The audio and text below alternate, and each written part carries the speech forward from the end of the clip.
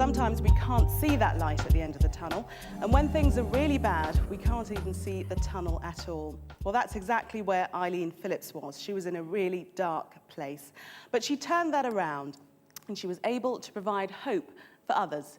This is her story. Well, my journey, it goes back quite some way. I remember before I was actually sectioned that lots of things had been going on in my life. Gradually, my feelings, I just started to become very unhappy, very withdrawn, not happy to go to work.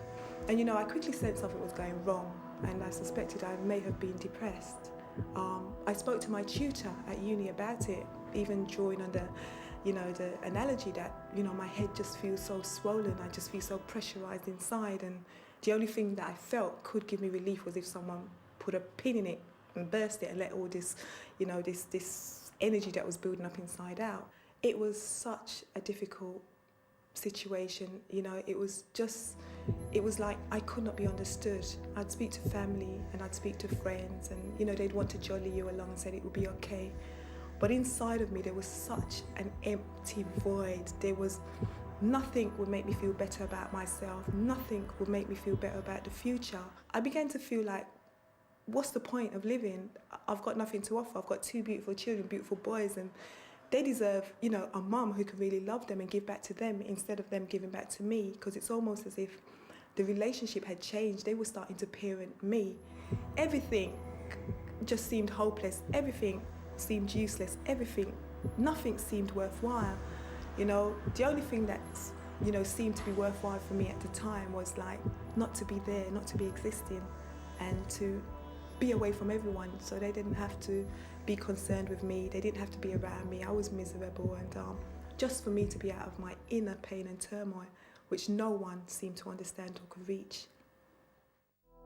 I'd been sectioned. I spent 4 horrific months on the wards. And, you know, you mentioned the word released, and it felt like that because it felt like I was in prison. It really, really did. It didn't feel that I was being cared for. That didn't seem like care to me, you know, the things that were happening there and what I saw and how I was treated. And yet I was released, after 4 months of being in there. Still difficult being on the outside. I wasn't sure what was worse, being inside the hospital or outside the hospital.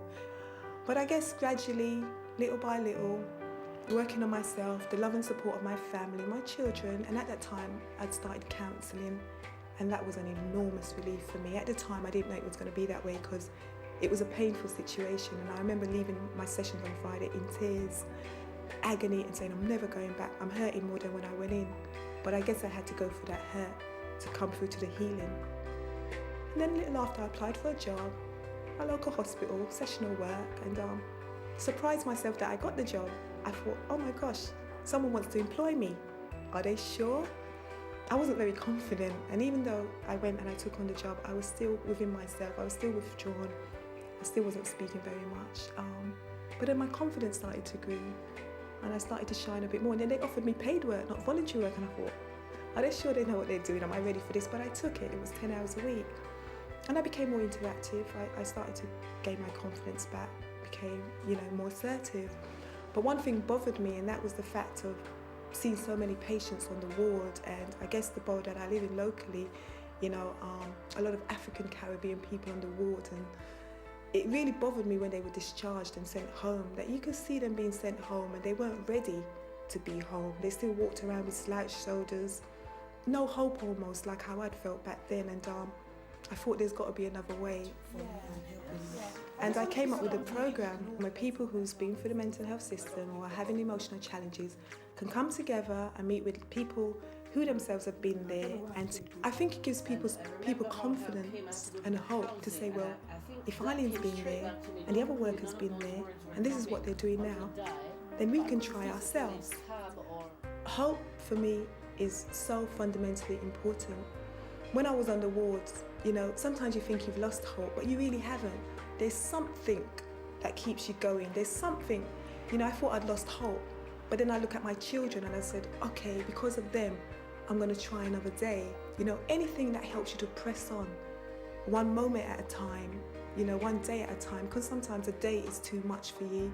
A moment, you know, just one minutest moment at a time. We need that, because eventually, you know, things will change. Things will change. No one stays the same forever.